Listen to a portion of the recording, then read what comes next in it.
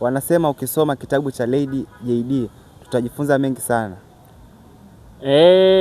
Kwa makubwa aliyoyafanya kwenye nchi hii na namna alivyoshikilia umalikia kwa muda mrefu kwenye game la Bongo Flava, tunaweza tukasema sasa hivi nadhani nikimuita shangazi au mama au bibi wa mziki wa Bongo Flava, sidhani kama nitakuwa nakosea sana. Kweli tunaweza tukajifunza mengi, lakini inafatana na ametuwekea nini kwenye hicho kitabu. Unajua, tunaweza tukatarajia kujifunza elimu ya maisha aliyoyaishi yeye mpaka leo, afu yeye ukakuta katuletea mambo ya watoto 2000. Sidhani kama tutajifunza mengi.